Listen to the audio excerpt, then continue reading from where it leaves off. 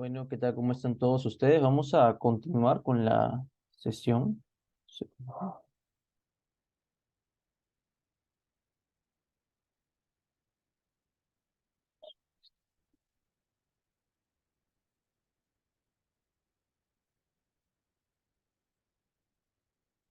Muy bien, vamos a continuar con el punto de consecuencias de una injuria renal aguda. Entonces, cuando hablamos de una injuria renal aguda, hablamos pues de alteraciones hidroelectrolíticas importantes que tenemos que tener en consideración, que nosotros ya las hemos visualizado previamente. Por ejemplo, con relación al potasio, sabemos nosotros que el principal mecanismo de excreción de potasio es la orina. Si se cae la función renal, se cae volumen urinario, se cae volumen urinario, pues se va a caer la excreción de potasio. Esto me puede llevar a un estatus de hipercalemia.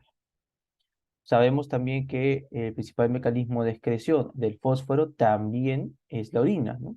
Se cae la función renal, se cae la excreción de fósforo y va a elevarse este a nivel de la sangre, ¿no? Una hiperfosfatemia.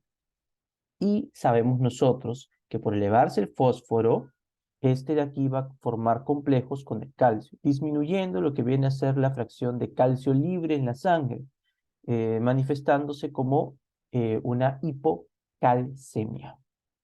Y por último, recordemos nosotros que al caerse la función renal, se cae la capacidad de eliminar, ¿no?, los hidrogeniones. Por lo tanto, exponemos al paciente a una acidosis metabólica, que en un inicio, porque se ha caído la función renal, va a ser con anion gap no elevado, pero después, con el paso del tiempo, a medida que se comiencen a acumular las toxinas urémicas, que ahora las vamos a revisar, que las mencionamos brevemente en nefrítico, va a comenzar a haber un cambio de una acidosis metabólica con anion gap no elevado a una acidosis metabólica con anion gap elevado, porque estas toxinas urémicas, que vamos a ver son aniones, ¿no?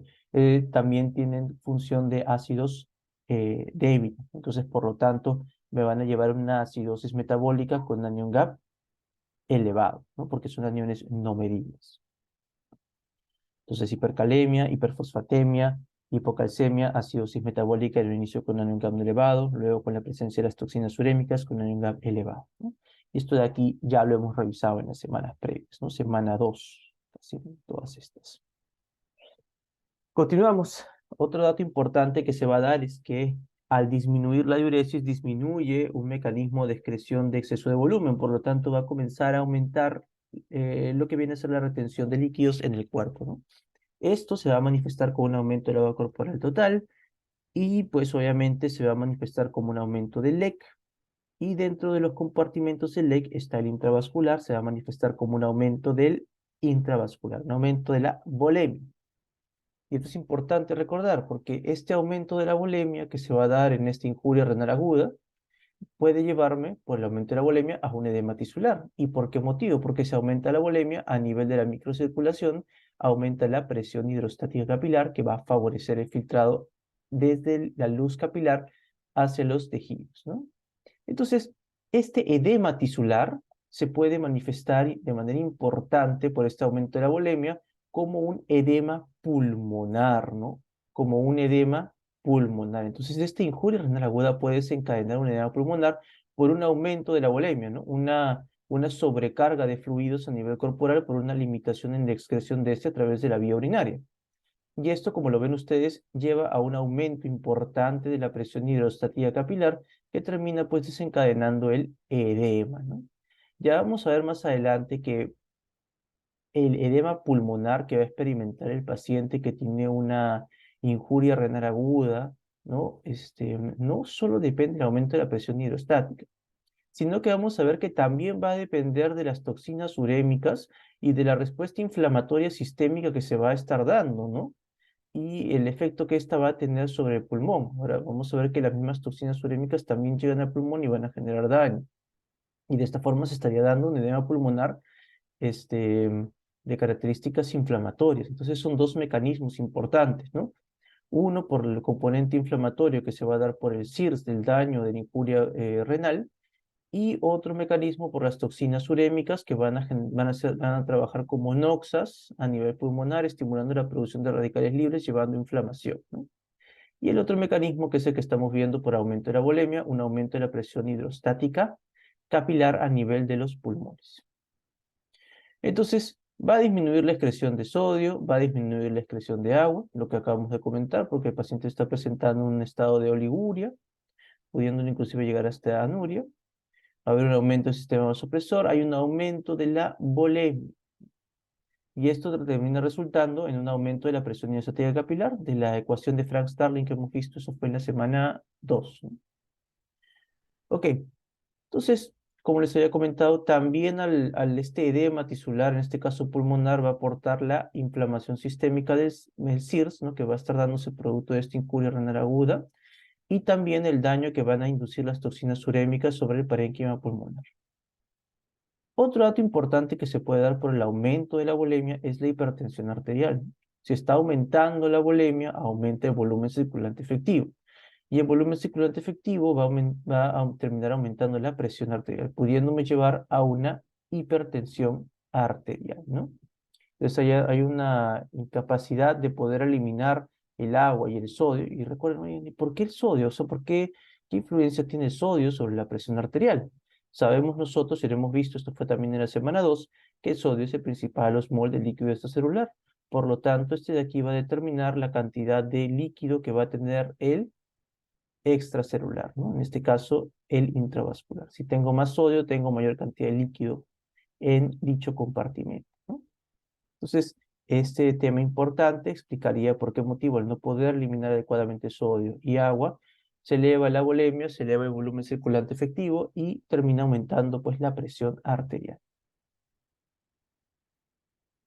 Bueno, esto va a depender de la etiología. Bueno, ya, profesor, ¿por qué va a depender de la etiología? Porque si hablamos nosotros de una injuria de tipo perrenal, que hemos visto que sea predominantemente por un estado de hipoperfusión, hablemos de un paciente vomitador, hablemos de un paciente que presenta diarreas, ¿no? Un paciente que tiene hemorragia, aquí no va a haber un aumento de la volemia, ¿no? ¿Y por qué no va a haber un aumento de la volemia? Porque el paciente perdió ya un montón de líquido antes de que se desencadene pues la injuria renal, ¿no? Es más, la pérdida de líquido es lo que está llevando a la injuria. Por eso se dice que depende de la etiología. Pero si nosotros hablásemos de manera genérica una injuria renal aguda sin considerar una pérdida de volumen intravascular, como se manifiesta en algunas causas, pues estaríamos hablando que la injuria renal aguda estaría reteniendo líquidos, por lo cual llevaría un aumento de la volemia, ¿no? Pero como recuerdan, como les comenté ahorita hace unos minutos, depende de la etiología. ¿Ya? Disminuye la excreción de sodio y de agua, hay un aumento del sistema vasopresor y esto nos lleva a un aumento de la presión arterial y del volumen circulante efectivo, pudiendo llevarnos a un estatus de hipertensión arterial. Seguimos, ¿no? Ya hemos hablado del aumento de la volemia, ¿no? Hemos hablado de las alteraciones hidroelectrolíticas. Y ahora tenemos que hablar de un tema nuevo, ¿no? Porque esto de aquí es algo que ya hemos conocido nosotros desde la semana 2, semana 3, ¿no? Tenemos que hablar ahora nosotros de otro componente importante, de las toxinas urémicas. Recuerden ustedes, el riñón no solo se encarga de excretar agua y electrolitos, también se encarga de excretar metabolitos. Dentro de los metabolitos que conocemos nosotros, que siempre los tenemos que recordar, está la urea, la creatinina, pero también hay otros metabolitos importantes que ustedes deben de recordar, que se conocen como las toxinas urémicas, como las toxinas urémicas. Estas toxinas urémicas, van a ver ustedes, tienen su inicio a nivel, principalmente, a nivel de la luz del tracto gastrointestinal. Ahorita vamos a ver cómo es que se forman, ¿no? Y como les había comentado, son aniones, ¿no? Aniones que normalmente bajo lo que viene a ser el tema de la práctica médica no se miden, por eso son aniones no medibles, y cuando se desencadene por estas toxinas urémicas un estatus de acidosis en injuria renal aguda, pues será, por ser un anión no medible, una acidosis metabólica con anión GAP elevado. Bueno, aquí tienen ustedes cómo es que se producen estas toxinas urémicas. En este momento, ustedes que están sanos, ¿no? La verdad yo no sé, pero ustedes que están sanos, chicos, en la luz de su tracto gastrointestinal, no está llegando triptofano, tirosina, polifenoles, entre otros componentes, y estos de aquí están interactuando con lo que viene a ser la flora bacteriana, ¿no? La flora bacteriana, las cuales van a metabolizar estos componentes, ¿no? A nivel de la luz de tracto gastrointestinal, Y estos metabolitos que se formen de estos componentes se terminan absorbiendo lo que viene a ser la luz, se terminan absorbiendo, ¿no? Y llegan hacia la luz capilar del tracto gastrointestinal, ¿no? Y aquí tienen ustedes, por ejemplo, el indol, el pecresol, el ácido benzoico, entre otros, ¿no? Estas moléculas que se han producido, que han ingresado ahora a la luz capilar, van a viajar hasta lo que viene a ser van a viajar por el sistema porta, ¿no? Llegándose a lo que viene a ser el hígado, a los hepatocitos, y los hepatocitos, como poseen una gran cantidad de enzimas, van a metabolizar aún más estos componentes y van a terminar formando estas moléculas, ¿no? El indoxil sulfato, el pecresil sulfato, el ácido hipúrico, ¿no? Estos tres son importantes a recordar, ¿no? Indoxil sulfato, pecresil sulfato, ácido hipúrico. Estos componentes, ¿no? Que ven ustedes ahora que están en la circulación sistémica, ¿no? Porque estos de aquí estaban en la circulación portal, pasaron por el hígado y del hígado ya han pasado a través de las venas suprahepáticas a la vena cava inferior, ingresan a la circulación sistémica. Estos componentes, estos componentes se van a terminar filtrando, ¿sí? Se van a filtrar a través del glomérulo, pero de manera importante se van a terminar secretando a nivel del túbulo contorneado eh, proximal. Ven ustedes cómo a través de la cara vasolateral se poseen unos transportadores, ¿no? Que son los OAT13, que son los Organic Anion Transporters, ¿no? Los transportadores de aniones orgánicos, ¿no? Porque todos estos aquí son aniones. Y luego se termina liberando la luz del túbulo contorneado proximal a través de estos canales, ¿no? Del MRP, ¿no? Entonces, de esta forma, a través de un fenómeno de secreción y de filtrado, es que estas toxinas urémicas de manera fisiológica se terminan eliminando. O sea, esto de aquí está en tu cuerpo, ¿no? Pero no está en concentraciones tan elevadas como para generar daño, ¿no? Se termina eliminando gracias al buen funcionamiento del riñón. Importante. Por ese motivo, cuando vemos a un paciente que tiene una injuria renal y presenta un estatus de confusión o presenta también este compromiso pulmonar, entre otras manifestaciones, pues se dice que ya no está en azotemia, ¿no? Cuando hablábamos de azotemia hablábamos nosotros de una elevación de la creatinina, de la urea, ¿no? Que no generaba manifestaciones clínicas. Pero cuando ya se presentan manifestaciones clínicas, decimos que el paciente está experimentando un síndrome urémico, un síndrome urémico, ¿no? Puede presentar una encefalopatía urémica, te puede presentar un pulmón urémico, ¿no? Y también, ya lo vamos a ver más adelante, puede generar un síndrome de tipo cardiorrenal, ¿no? Porque estas toxinas urémicas también pueden dañar al miocardio. Entonces, ¿por qué urémico? Pues por estas toxinas urémicas que usted está visualizando. Cuando se cae la función renal, van a comenzar estas a elevarse al grado de, en algún momento, desencadenar manifestaciones clínicas y que se pueda evidenciar un síndrome urémico. Y esas son las toxinas urémicas. La misma figura, para que usted pueda recordar, ingresan predominantemente las proteínas, ¿no? Como lo había estado usted visualizando aquí, como el triptofano, que son aminoácidos, la tirosina, polifenoles, ¿no? Ingresan a través de la dieta, ¿no? Aquí tiene usted el triptofano, llega hacia la luz del tracto gastrointestinal, a nivel de lo que viene a ser el colon, se encuentra con lo que viene a ser la flora bacteriana del tracto gastrointestinal, y esto de aquí, y estas bacterias metabolizan el triptofano para formar indol, que luego pasa por la circulación venosa portal hacia el hígado, donde pasa por otro proceso metabólico, en el cual se forma el indoxilsulfato, ¿no?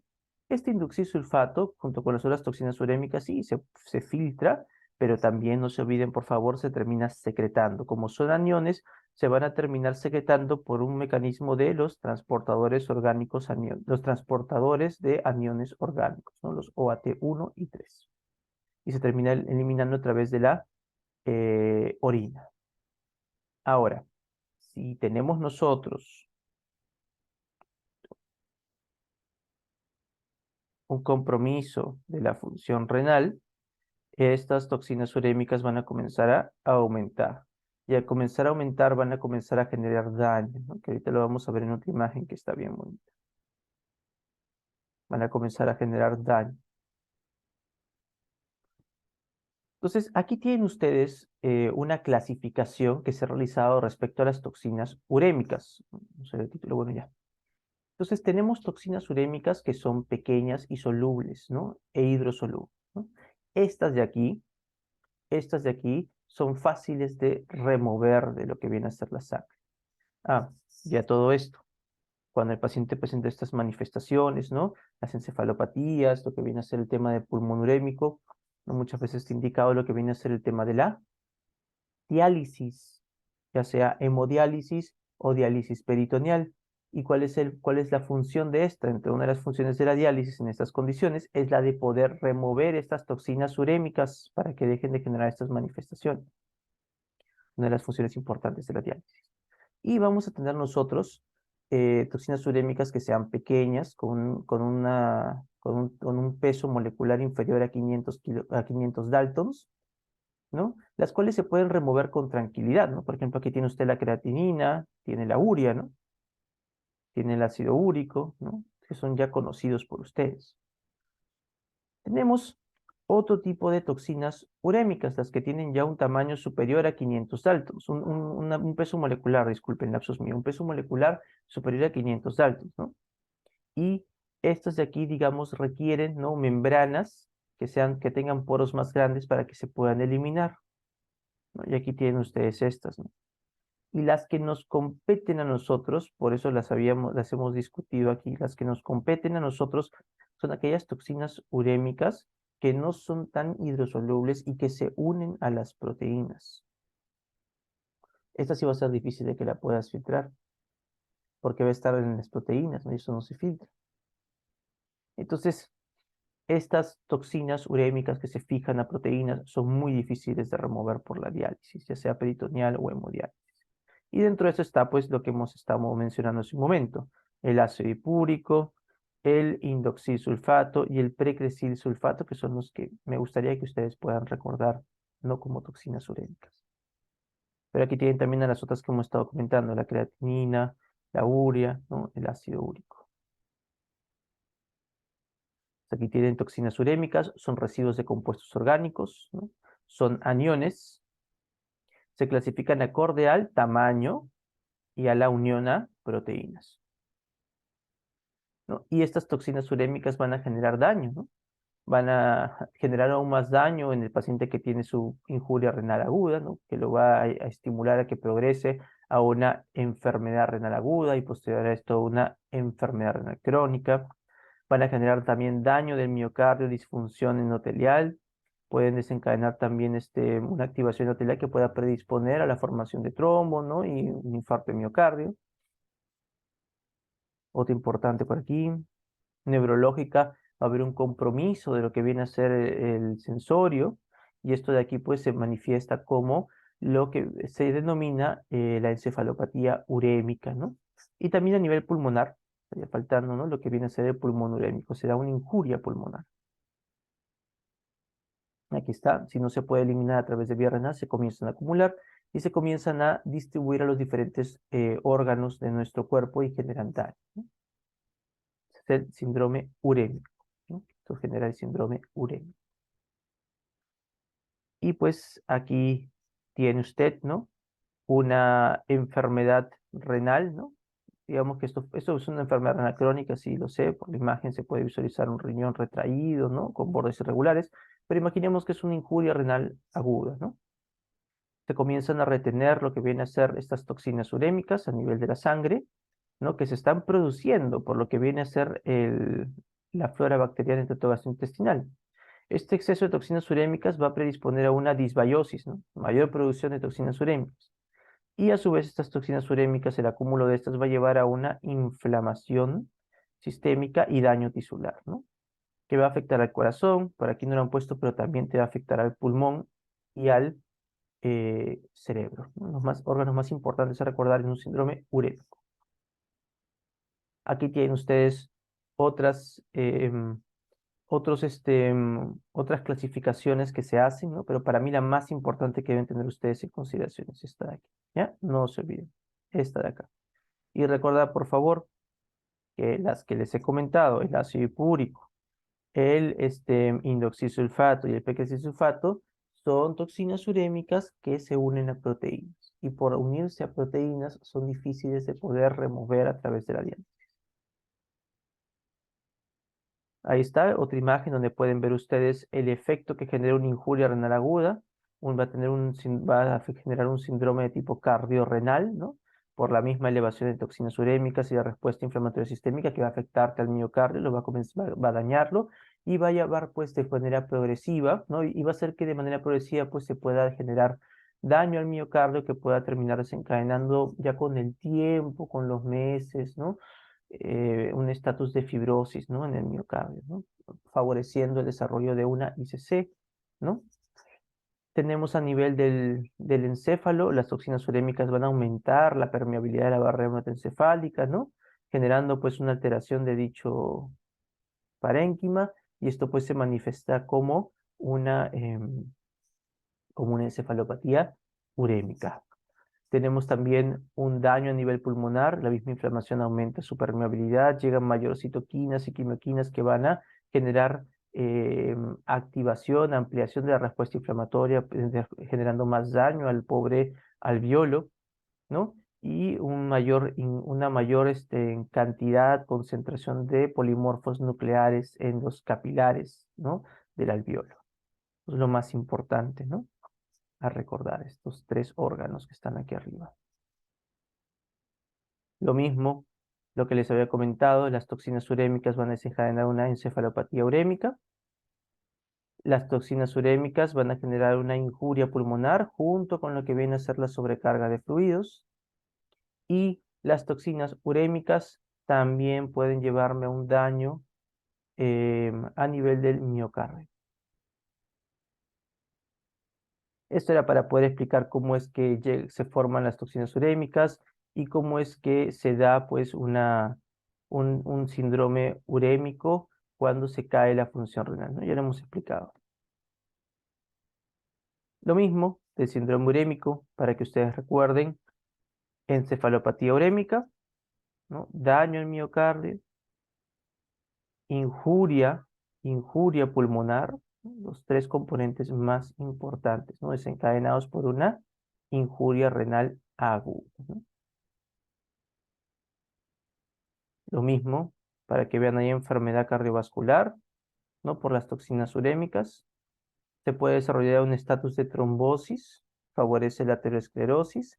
Y recuerden, las toxinas urémicas, no solo las toxinas urémicas van a dañar a todos los tejidos, incluyendo también el riñón, y estas ayudan a que progrese a una enfermedad renal crónica.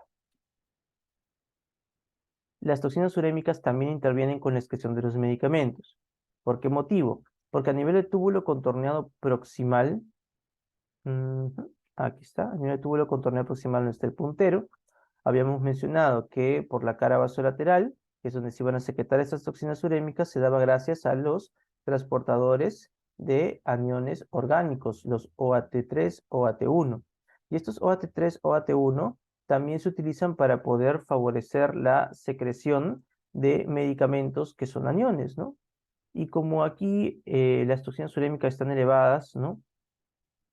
Van a competir, ¿no? Con las células de túbulo contorneado proximal que estén todavía vivitas, van a competir y esto de aquí va a disminuir lo que viene a ser la secreción la secreción y posterior excreción urinaria de los medicamentos, ¿no? De varios medicamentos. A nivel del hígado también se va a dar esta situación, porque el hígado, recuerden ustedes, a través de las sales biliares también favorece la eliminación de medicamentos. Y el hígado también posee transportadores, ¿no? de aniones orgánicos, ¿no? Otra familia de transportadores de aniones orgánicos que también las toxinas urémicas competirían con estos y disminuiría pues lo que viene a ser la excreción de medicamentos a través de la vía biliar, ¿no? A través de las sales biliares, del jugo biliar. Entonces, interfiere con la excreción de medicamentos a nivel de la secreción del túbulo contorneado proximal, a nivel de la excreción biliar, ¿no? Y esto termina aumentando, ¿qué cosa? El tiempo de vida media de los medicamentos.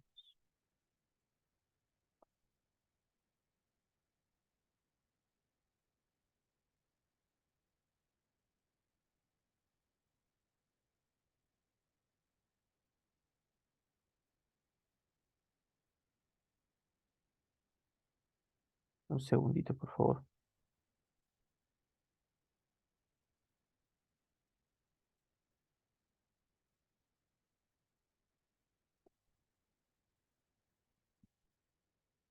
Ok. Bueno, vamos ahora al compromiso pulmonar, ¿no? Al pulmón urémico, ¿no? Antes de lo que viene a ser la aparición de la diálisis, hemodiálisis, diálisis peritoneal, esta era una causa importante de muerte en la injuria renal aguda, en la enfermedad renal aguda y en la enfermedad renal crónica, ¿no? Lo que viene a ser el pulmón urémico. ¿Por qué motivo? Porque iba a terminar desencadenando un síndrome de distrés respiratorio por la misma injuria pulmonar. Entonces, este aumento de fluidos lleva a una edema pulmonar, pero lo que viene a ser las toxinas urémicas son noxas que van a terminar dañando, favoreciendo la producción de radicales libres de oxígeno a nivel de los alvéolos, estimulando pues la liberación de DAMPs. Y los DAMPs terminan estimulando la respuesta inflamatoria, ¿no?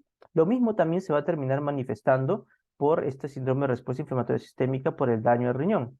Aumentan las citoquinas y eso también favorece lo que viene a ser una inflamación a nivel pulmonar. Entonces, el pulmón va a presentar un edema pulmonar con daño de los capilares y daño alveolar, ¿no? Y aquí podemos visualizar. Aquí tenemos nosotros nuestro capilar, aquí tenemos nuestro alveolo y estamos visualizando nosotros cómo es que están llegando aquí las toxinas urémicas, ¿no? Y estas toxinas urémicas están estimulando la producción de radicales libres, ¿no? De especies reactivas de oxígeno, ¿no? Y esas especies reactivas de oxígeno terminan dañando a los neumocitos, terminan dañando a las células endoteliales, se expresan los DAMPs. Los DAMPs van a activar el NF-κB. El NF-κB activa una gran cantidad de moléculas proinflamatorias, se activa complemento, comienzan a llegar los polimorfos nucleares, se comienza a activar el polimorfo nuclear, se libera mayor producción de radicales libres, se da la degranulación de las enzimas, ¿no? Lisosómicas, se da la activación del polimorfo nuclear con la respectiva netosis, se hace un desastre en el pobre alveolo, ¿no? Se destruye, ¿no? Y esto de aquí pues genera mayor edema pulmonar, mayor destrucción, y como hay un estatus inflamatorio, se va a comenzar a perder la función pulmonar, ¿no? Se va a comenzar a perder la función pulmonar, llevando pues al paciente a una insuficiencia respiratoria, pudiendo llevar a una insuficiencia respiratoria. Este patrón histológico que estamos viendo de daño del alveolo, ¿no? Se conoce como injuria pulmonar, ¿no? Injuria pulmonar que de manera clínica se va a manifestar como una insuficiencia respiratoria, ¿no? Y es importante que ustedes recuerden esto. Lo mismo para que ustedes puedan visualizar cómo es que en el pulmón, aparte de darse un edema por un aumento de la presión hidrostática capilar, se da un edema de tipo no cardiogénico inflamatorio, en el cual por la llegada de neutrófilos, la activación de complemento, el aumento de la permeabilidad endotelial, se termina pues dando una extravasación de líquido hacia el intersticio del alveolo y hacia la luz alveolar, ¿no? Desencadenando lo que viene un síndrome de distrés respiratorio agudo. Lo que hemos comentado, hay llegada de citoquinas sistémicas a través del CIRS que se está dando por la injuria renal aguda. También hay llegada de toxinas urémicas que están elevándose en sangre, que van a llegar hacia todos los tejidos dentro de este pulmón, van a actuar como noxas, van a ingresar donde están los neumocitos, van a activar especies reactivas de oxígeno, van a destruir neumocitos, van a activar lo que vienen a ser los DAMPs y que interactúan con los receptores de tipo TOL, activan el NF-κB, activan una gran expresión de moléculas proinflamatorias, lo cual termina desencadenando pues la respuesta inflamatoria en el pulmón, con con el respectivo aumento de permeabilidad endotelial, llegada de polimorfos nucleares, destrucción tisular, ¿no? ¿Ya? Y esto pues es lo que se estaría manifestando en una injuria pulmonar aguda. Entonces, esta injuria pulmonar aguda, ¿no? Dada por un pulmón urémico, ha disminuido ahora en la actualidad, por lo que les había comentado, por la diálisis, ¿no? Por la diálisis. Pero antiguamente era una causa de morbo y mortalidad importante, ¿no? Ahorita para que lo tengan en consideración, ¿no? La injuria pulmonar. Lo mismo que hemos estado comentando respecto a la injuria pulmonar. Y bueno, esto como manifestación clínica nos va a dar un síndrome de distrés respiratorio agudo del adulto, ¿no? Aquí tienen ustedes un pulmón sano. Vean ustedes cómo el parénquima pulmonar no se encuentra con ningún foco de radiopacidades, ¿no? y nos vamos ahora a este pulmón. Es un pulmón blanco, también lo llaman de esta forma, ¿no? Y ven ustedes cómo en ambos campos pulmonares se puede evidenciar un aumento en lo que viene a ser la presencia de radiopacidades, ¿no? Entonces, esto es importante que lo puedan ustedes recordar, puede llevarnos a un síndrome respiratorio del adulto. Esto de aquí lo van a ver ustedes con detalle cuando toquen ya el tema de medicina interna, el próximo ciclo, que viene a ser los criterios de Berlín, para poder determinar, ¿no? Si es que el paciente está experimentando lo que viene a ser un síndrome de estrés respiratorio agudo. Aquí tienen algunas causas de síndrome de estrés respiratorio agudo. Por ejemplo, tenemos causas indirectas, ¿no? Causas extrapulmonares que pueden terminar desencadenando una injuria pulmonar aguda y un síndrome de estrés respiratorio agudo del adulto. Un ratito. Ya, disculpen. Dentro de estas podemos tener a la sepsis, ¿no? La sepsis, como va a producir una gran cantidad de citoquinas, ¿no? Va a llegar estas citoquinas al pulmón y van a terminar a generar una respuesta inflamatoria ahí y nos puede llevar a un síndrome de estrés respiratorio. Entonces esto, recuerden, es por causas de inflamación sistémica, ¿no? Cuando son indirectas, causas de inflamación sistémica que van a terminar generando un proceso inflamatorio a nivel pulmonar, la sepsis. Y estas son las directas, ¿no? Injurias directas dadas al pulmón que pueden terminar desencadenando un síndrome de estrés respiratorio agudo, ¿no? Inflamación local, inflamación sistémica, inflamación local, ¿no? Causas de inflamación sistémica que pueden llevarnos a síndrome de estrés respiratorio agudo, causas de inflamación sistémica que pueden llevarnos a inflamación, disculpen que lapsus, me trabé un ratito. Causas, ¿no? Causas de inflamación local que nos pueden llevar a un síndrome de estrés respiratorio agudo del adulto. Entonces aquí, causas de inflamación sistémica que nos pueden llevar a un síndrome de estrés respiratorio agudo del adulto. Vamos a comenzar entonces. Dentro de las locales, importante que recuerden la neumonía, ¿no? Podemos tener un proceso neumónico, bacteriano, vírico. En esta actualidad, pues esto se ha vuelto un tema importante que ustedes tengan que conocer sí o sí por el COVID, ¿no? Por el SARS-CoV-2, ¿no? Que puede que te desencadene una neumonía típica, ¿no? Ya no tan atípica, pero ya se quedó el nombre. Te desencadena una neumonitis, la cual puede llegarte a un síndrome de estrés respiratorio agudo de adultos, ¿no? Una injuria pulmonar. Otra situación, la aspiración gástrica. Profesor, ¿por qué la aspiración gástrica? Bueno, lo que hemos visto ahorita en el tema de ¿cómo te llamas? De nefritis intersticial aguda. Habíamos visto nosotros que uno de los medicamentos era los inhibidores de la bomba de protones que te podrían predisponer a una nefritis intersticial aguda. ¿Y por qué motivo lo menciona? Porque el jugo gástrico, que hemos estudiado, tiene un pH muy bajo, ¿no? Por el ácido clorhídrico. Imagínate aspirarte ácido, pues, ¿no? Ese ácido va a ser una anoxia y va a terminar dañando lo que viene a ser el parénquima pulmonar, ¿no? Y te puede llevar a una injuria pulmonar. Estos dos de aquí son importantes tener en consideración, ¿no? Importantes. Dentro de lo que viene a ser las locales, tiene usted a la sepsis severa, ¿no? Por lo que hemos comentado nosotros, la liberación de citoquinas. Los estatus de shock. ¿Por qué motivo el shock, no? En general, ¿no? Porque al haber un estado de hipoperfusión, va a haber un estado de injuria.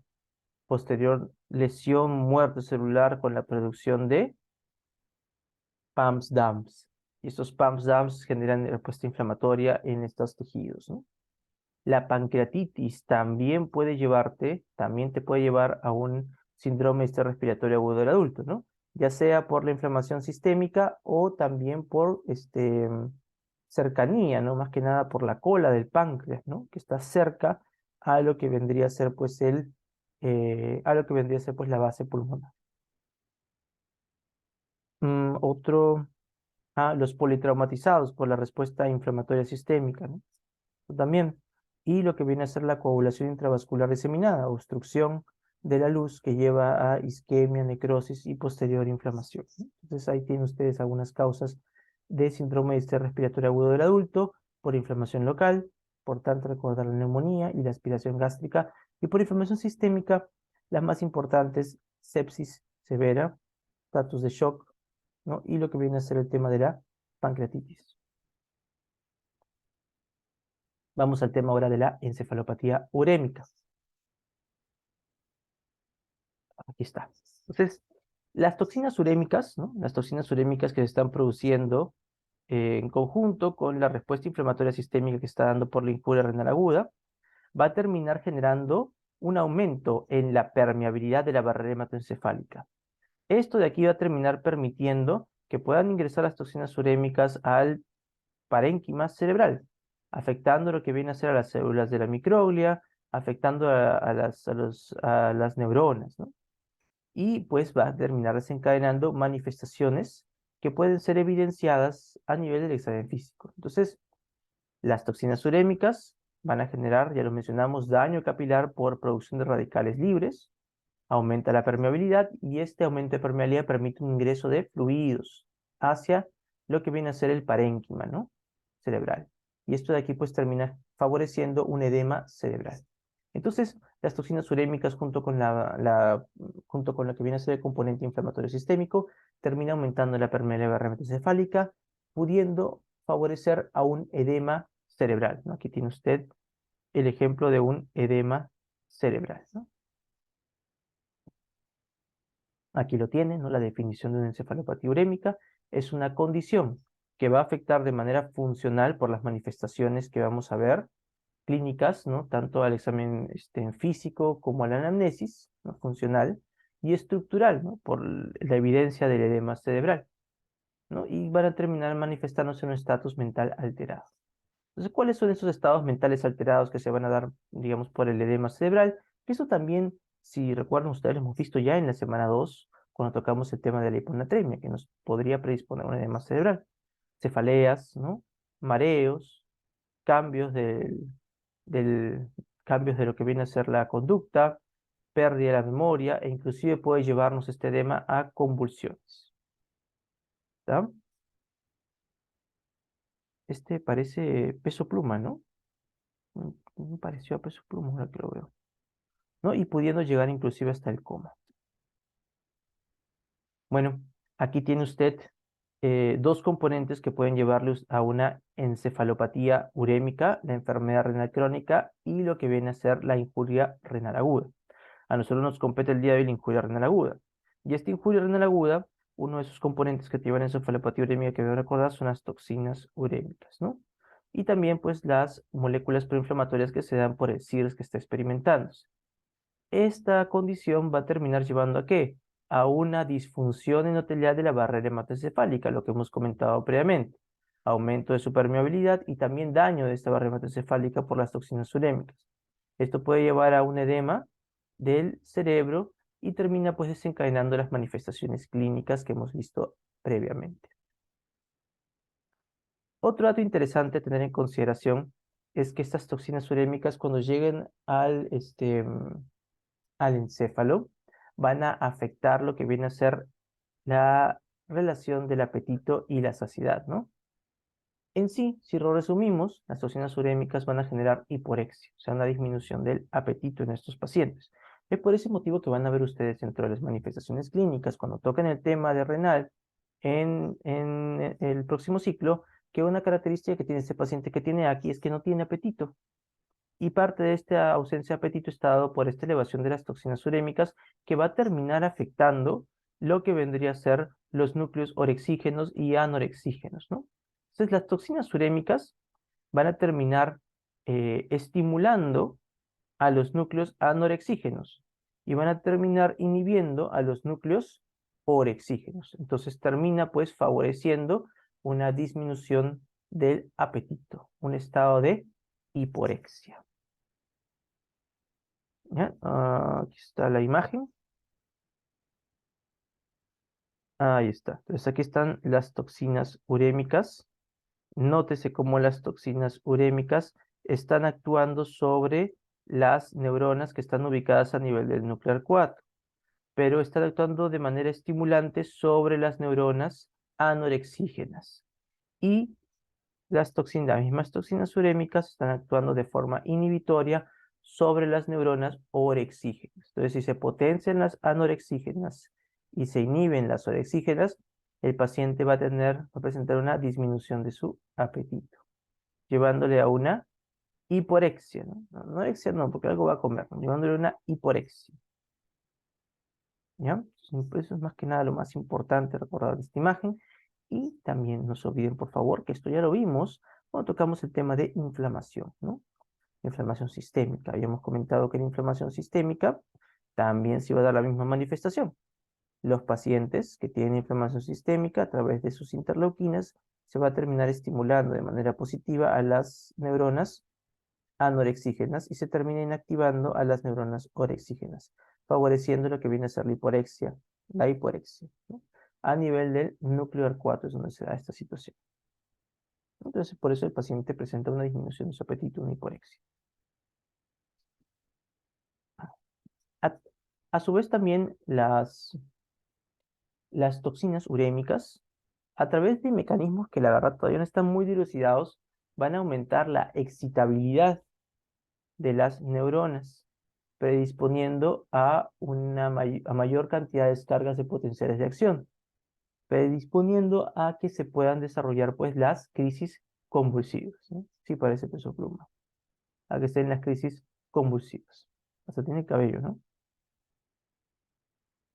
Ya, muy bien. Dentro de las manifestaciones de una encefalopatía urémica, también está lo que se conoce como la asterixis, también llamado flapping, o también llamado aleteo, ¿no? Saben ustedes que algunos, ¿no? En Perú somos muy agregados, ¿no? Incluyéndome. Utilizamos mucho lo que es el flapping, ¿no?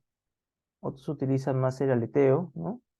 Y los médicos así, pues, ¿no? Que saben cómo se llama esto y lo quieren usar, pues, ¿no? Para sorprenderte, lo llaman asterixis, ¿no? Entonces, esta asterixis tiene un nombre, que eso sí no te lo van a decir, que es mioclono metabólico negativo secundario. Pero aquí lo vamos a trabajar como asterixis, como flapping o como aleteo, que es como tú lo vas a escuchar cuando estés en tus rotaciones, ¿no? Pero para que sepas que este es el nombre, pues, ¿no? Así como cuando te compras tu perrito en el kennel, ¿no? Te dan ahí su pedigrí. Lo mismo también, cuando hablas de asterixis, de flapping, de aleteo, hablas de mioclono metabólico negativo secundario. Entonces, ¿cómo es que se da cómo se visualiza pues este mioclono metabólico negativo secundario o asterixis flapping o también llamado aleteo? ¿Cómo es que se va a visualizar? Se le pide al paciente que extienda la articulación radiocarpiana, la articulación de la muñeca, ¿no? Se le extiende al paciente la muñeca, ¿no? Con la mano le extiendes la muñeca y sueltas la mano, ¿no? ¿Y qué es lo que va a pasar? Que el paciente que presente esta encefalopatía urémica no va a poder mantener la mano, no va a poder mantener la mano extendida. ¿Y qué es lo que va a pasar? Se va a caer la mano. Y una vez que se cae la mano, otra vez se vuelve a extender, se cae y se vuelve a extender, se cae y se vuelve a extender, dando el aspecto de un aleteo, ¿no? De un flapping, ¿no? De un aleteo, de un flapping. Entonces, más o menos, si lo queremos dibujar,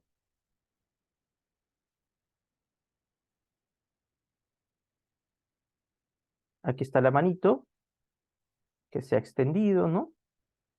Usted está ahí con su manito, la extendió la mano, ¿y qué es lo que va a hacer? Va a soltar. Suelta usted la mano, y una vez que usted suelta la mano, va a ver cómo el paciente no va a poder mantener la mano em, extendida, y la mano va a caer.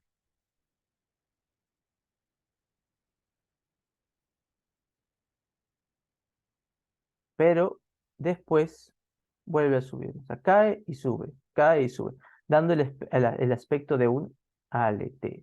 Ahorita vamos a ver una imagen donde va a poder usted ver esta manifestación. No, pero es importante que usted recuerde cómo es que es el proceso, ¿no? Pone usted la manito, extiende la mano del paciente y la suelta.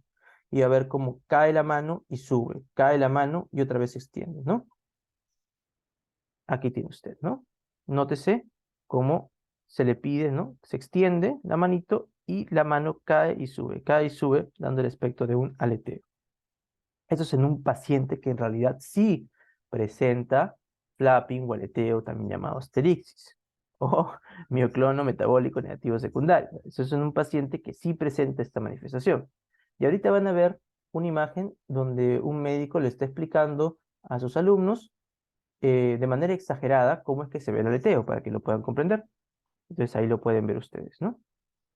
Le dice, ¿no? Se extiende, y una vez que lo extiendas y sueltas, comienza el paciente a presentar una caída de la mano, porque no se puede mantener lo que viene a ser la articulación radiocarpiana extendida, se cae y sube, se da ese estatus de aleteo, ¿no?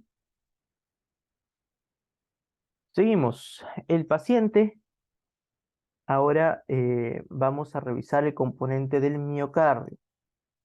La respuesta inflamatoria sistémica, las toxinas urémicas que se están, por así decirlo, aumentando a nivel sistémico, van también a afectar a los miocardiocitos.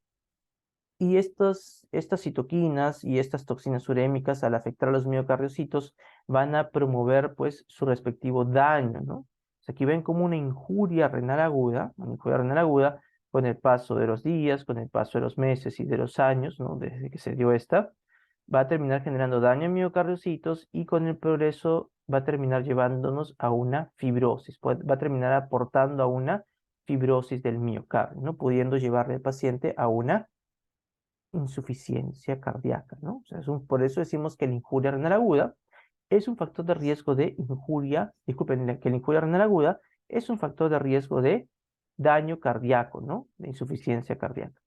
Y este vendría a ser un ejemplo de un síndrome de tipo cardiorrenal, un síndrome cardiorrenal de tipo 3, ¿no?